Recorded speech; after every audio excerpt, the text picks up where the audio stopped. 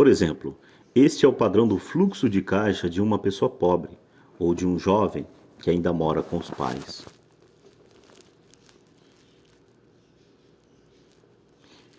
Aqui nesse padrão aqui, ele envolve apenas o emprego, onde gera uma renda, e essa renda é utilizada apenas para pagar as despesas. E a pessoa pobre não compra nenhum ativo e nenhum passivo. Abaixo, o fluxo de caixa de uma pessoa de classe média. Ela tem um emprego que gera renda. E nessa renda ela paga despesas e compra passivos, mas não compra ativos.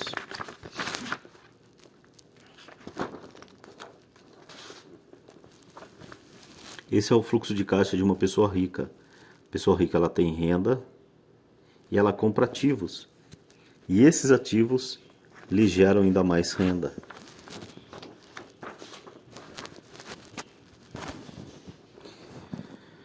Todos esses diagramas estão obviamente bastante simplificados. Todos têm despesas de subsistência, necessidade de alimentação, moradia e vestimentas. Os diagramas mostram o fluxo de caixa na vida de pessoas pobres, na de classe média ou de ricas. E esse fluxo de caixa, que conta a história, é a história de como a pessoa lida com o dinheiro e o que faz depois que tem o dinheiro em mãos. Comecei apresentando a história dos homens mais ricos dos Estados Unidos porque quis lustrar a falha no pensamento de tantas pessoas. A falha é considerar que o dinheiro resolverá todos os problemas.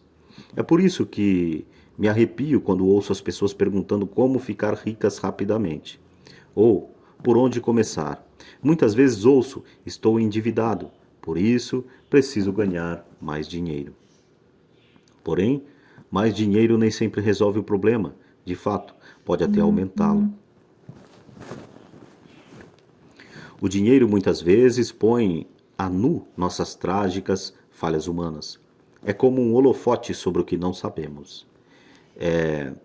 Por isso que, com muita frequência, uma pessoa que tem um ganho súbito de dinheiro, uma herança, um aumento salarial ou um prêmio na loteria, volta rapidamente ao mesmo ponto, ou até pior, ao caos financeiro ao caos financeiro em que se encontrava antes de receber esse dinheiro. O dinheiro só acentua o padrão do fluxo de caixa que está na sua mente. Se seu padrão for gastar tudo o que ganha, o mais provável é que um aumento de dinheiro disponível apenas resulte em um aumento de despesas. Como se diz popularmente, um louco e seu dinheiro fazem uma grande festa. Repeti inúmeras vezes que vamos à escola para adquirir habilidades acadêmicas e profissionais, ambas muito importantes. Na década de 1970, quando eu frequentava o segundo grau, se alguém fosse bem-sucedido academicamente, quase imediatamente imaginava-se que esse estudante brilhante se tornaria um médico. Muitas vezes nem se perguntava se o jovem desejava ser médico. Era uma pressuposição. Era a profissão que prometia a maior recompensa financeira. Hoje, os médicos enfrentam dificuldades financeiras que não desejaria a meus piores inimigos. Seguradoras controlando os negócios, cuidados de saúde administrados, intervenção governamental e processos por erro médico, para mencionar algumas. E a garotada quer ser estrela do basquete, jogador de golfe como Tiger Woods, gênio da computação, estrela do cinema, roqueiro, rainha da beleza ou corretor de Wall Street.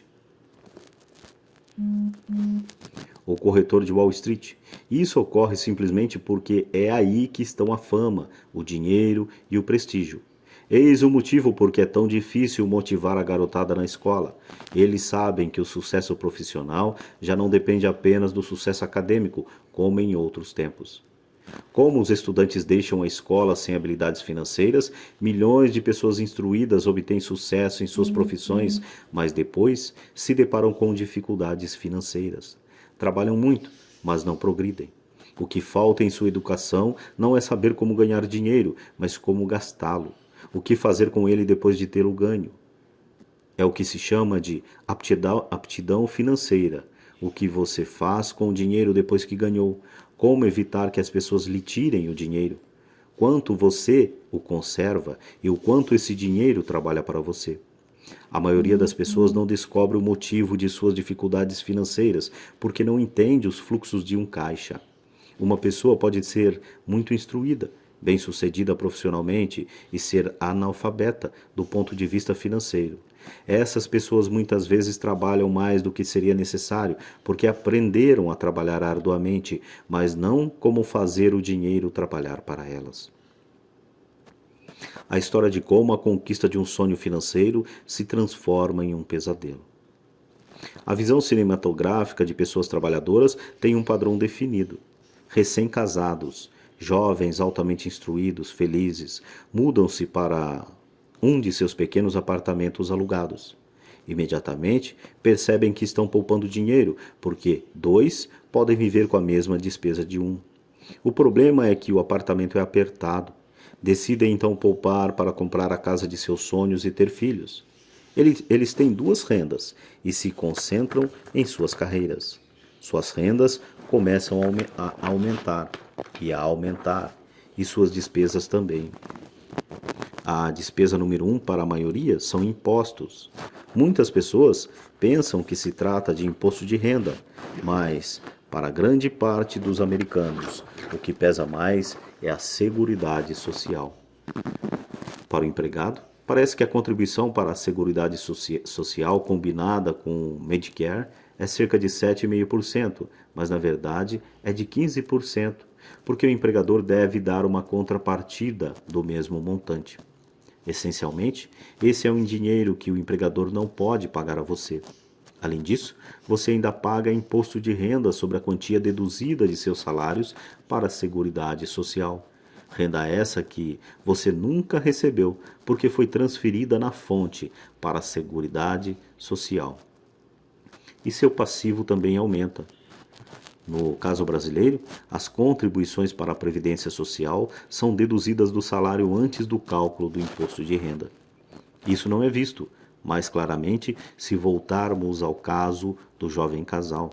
Em consequência do aumento de suas rendas, eles resolvem comprar a casa de seus sonhos. Uma vez adquirida, eles pagam um outro imposto, o chamado imposto de propriedade. Então, eles compram um carro novo, novos móveis e novos eletrodomésticos para montar o novo lar. E de repente, acordam e a coluna do passivo está atulhada de dívidas hipotecárias e do cartão de crédito. Agora, eles estão aprisionados na corrida dos ratos. Chega o primeiro filho. Eles trabalham ainda mais, mais o dinheiro e mais impostos. A chamada escalada da alíquota. Um cartão de crédito chega pelos correios. Eles o usam. Mais despesa. Uma financeira telefona e diz que seu maior ativo, sua casa, teve seu valor aumentado. A empresa oferece um empréstimo de consolidação porque sua ficha é tão boa.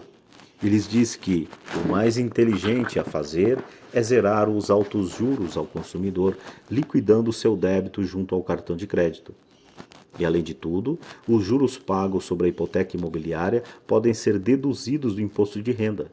Eles aceitam e zeram os débitos de seus cartões de créditos onerados pelos elevados juros ao consumidor. Eles suspiram aliviados. A dívida com cartão de crédito está encerrada. Agora, suas dívidas de consumo estão somadas à hipoteca imobiliária de sua casa própria. As prestações mensais são deduzidas, ou melhor, reduzidas, porque ampliaram o financiamento para 30 anos e atitude muito inteligente. O vizinho os convida para irem às compras. Afinal, está começando a liquidação do Memorial Day.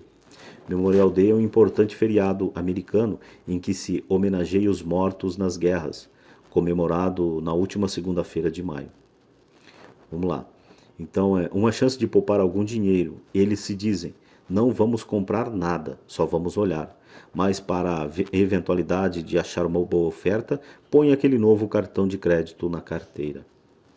Encontro esse jovem casal a toda hora. Seus nomes mudam, mas seu dilema financeiro é o mesmo. Eles vêm às minhas palestras para ouvir o que eu tenho a dizer. Perguntam-me, o senhor pode nos dizer como ganhar mais dinheiro? Seus hábitos de compra os levam a buscar mais renda. Eles nem sabem que o problema está na forma que escolheram para gastar o dinheiro que têm. São provocados por ser são provocados por seu analfabetismo financeiro e por não entenderem a diferença entre um passivo e um ativo. Raramente os problemas de dinheiro das pessoas são resolvidos com mais dinheiro. A inteligência resolve os problemas. Um amigo meu costuma repetir uma frase para as pessoas endividadas: se você descobre que se enterrou num buraco, pode cavar. Quando criança, meu pai dizia frequentemente que os japoneses conheciam 3 poderes: o poder da espada, o poder da joia e o poder do espelho. A espada simboliza o poder das armas. Os Estados Unidos têm gastado milhões e trilhões de dólares em armamento, e por isso é a presença militar suprema do mundo. A joia representa o poder do dinheiro. Há uma certa verdade no dito: lembre-se da guerra do ouro. Quem tem o ouro faz as regras. O espelho significa o poder do autoconhecimento. Esse autoconhecimento, de acordo com a lenda japonesa, era o mais apreciado dos 3. Os pobres e a classe média muitas vezes permitem que o dinheiro os controle. Ao simplesmente acordar e trabalhar mais arduamente, deixando de perguntar-se a si mesmos se o que fazem tem sentido, eles dão um tiro no próprio pé na hora em que saem de casa todos os dias. Por não entendê-lo plenamente, a vasta maioria das pessoas permite que o formidável poder do dinheiro exerça o controle sobre elas. Contudo, o poder do dinheiro é usado contra elas. Se usassem o poder do espelho, teriam se perguntado: isto tem sentido? Com muita frequência, em vez de confiar em sua sabedoria íntima, a maioria das pessoas acompanha a multidão, fazem apenas o que todo mundo faz. Conformam-se em vez de questionar. Muitas vezes, repetem sem pensar o que lhes foi dito. Ideias como diversifique ou sua casa é um ativo, sua casa é o maior investimento, você terá uma redução nos impostos endividando-se mais, consiga um emprego seguro, não assuma riscos. Disse que, para muitas pessoas, o medo de falar em público é maior do que o medo da morte. De acordo com psiquiatras, o medo de falar em público é provocado pelo medo do ostracismo, o medo de aparecer, o medo das críticas, o medo do ridículo, o medo de se tornar um pária. O medo de ser diferente impede que muitas pessoas busquem novas formas de resolver seus problemas. É por isso que meu pai instruído dizia que os japoneses davam o maior valor ao poder do espelho, porque somente quando nós, como seres humanos, nos olhamos no espelho, encontramos a verdade. É a principal razão pela qual as pessoas dizem: procure segurança. É o medo. Isso vale para tudo: esporte, relacionamentos, carreira ou dinheiro. É esse mesmo medo, o medo do ostracismo, que leva as pessoas a se conformarem e a não questionarem opiniões aceitas ou tendências generalizadas. Sua casa é um ativo, faça um empréstimo consolidando suas dívidas e livre-se delas. Trabalhe com mais afinco. É uma promoção. Algum dia chego a vice-presidente. Poupe. Quando tiver um aumento, vou comprar uma casa maior. Fundos mútuos são seguros. Bonecas Ticle, Mi Elmo estão em falta, mas ainda tenho uma reservada para um cliente que não apareceu. Muitos dos grandes problemas são causados pelo desejo de se acompanhar a maioria e não querer ficar atrás sozinho. Ocasionalmente, todos nós precisamos nos olhar no espelho e seguir nossa sabedoria interior e não nossos medos. Quando Mike e eu estávamos com os 16 anos, começamos a ter problemas na escola. Não éramos maus garotos, apenas começamos a nos distanciar da maioria. Trabalhávamos para o pai do Mike, depois das aulas e nos fins de semana. Muitas vezes, Mike e eu passávamos horas depois do trabalho sentados junto do seu pai, enquanto este se reunia com diretores de banco, advogados, contadores, corretores, investidores, gerentes e empregados. Ele era um homem que deixara a escola aos 13 anos e agora dirigia, instruía, comandava e questionava pessoas com alto nível de escolaridade. Elas acorriam a seu chamado e se preocupavam quando ele não as aprovava. Esse era um homem que não tinha acompanhado a multidão, um homem que pensava por si próprio e detestava as palavras: temos que fazer assim porque todos fazem assim. Ele também odiava ouvir: não é possível. Se você quisesse levá-lo a fazer alguma coisa, bastava dizer: acho que o Senhor não consegue isso.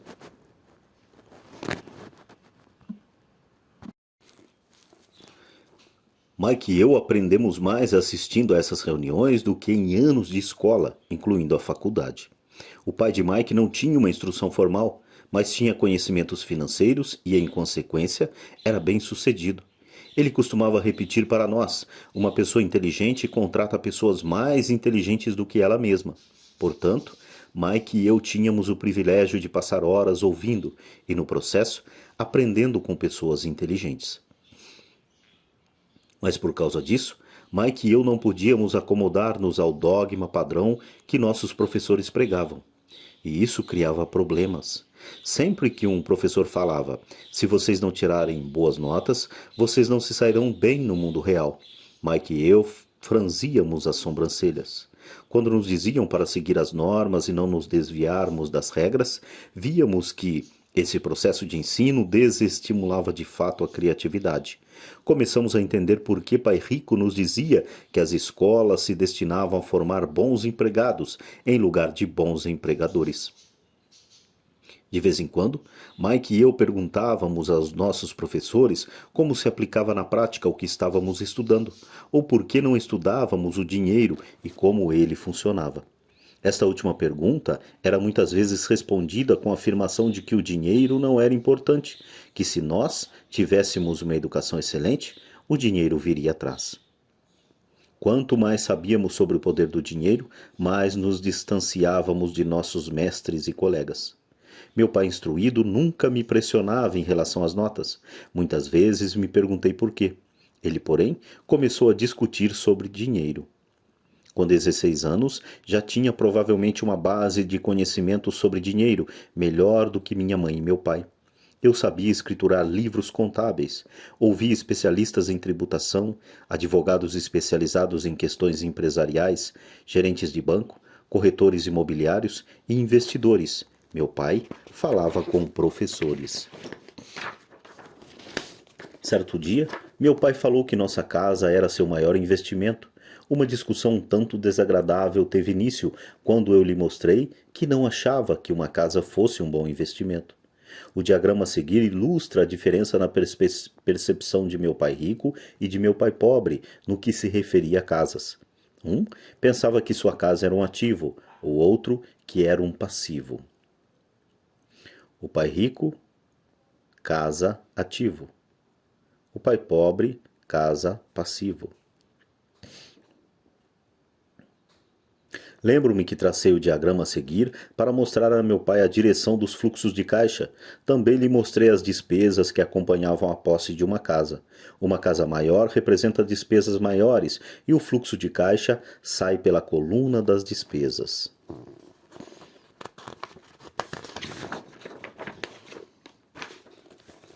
Atualmente, ainda ouço contestações à ideia de que uma casa não é um ativo. Eu sei que para a maioria das pessoas, ela é não só seu maior investimento, como também seu sonho. E sermos donos de nossa moradia é melhor do que nada. Eu ofereço simplesmente uma maneira alternativa de encarar esse dogma popular. Se minha mulher e eu fôssemos comprar uma casa maior, mais vistosa, nós a encararíamos como um ativo. Nós não a encararíamos como um ativo, mas como um passivo, já que esta iria tirar dinheiro de nossos bolsos. Aqui vai o argumento que desenvolvo. Na verdade, não espero que a maioria das pessoas concorde com ele, uma vez que um lar agradável é um fator emocional. E no que se refere a dinheiro, grandes emoções tendem a reduzir a inteligência financeira. Em relação às casas, destaco que, em geral, as pessoas passam a vida pagando por uma moradia que nunca será delas. Em outras palavras, compra-se uma casa nova a cada tantos anos, incorrendo, cada vez, em um novo empréstimo de 30 anos sobre a casa anterior. Apesar de poderem deduzir os juros da hipoteca imobiliária para fins de imposto de renda, as pessoas pagam todas as demais despesas com o dinheiro que sobra depois de pago o imposto, mesmo depois que liquidam a hipoteca. Impostos sobre a propriedade. Os pais de minha mulher ficaram chocados quando os impostos sobre a propriedade relativos à sua residência aumentaram para $1.000 mensais. Isso ocorreu após sua aposentadoria, de modo que o aumento pressionou seu orçamento e eles se viram obrigados a mudar da casa. O valor dos imóveis nem sempre aumenta. Em 1997, enquanto escrevo esse livro, eu tenho amigos que devem $1 milhão por imóveis que só conseguiram vender por 700 mil.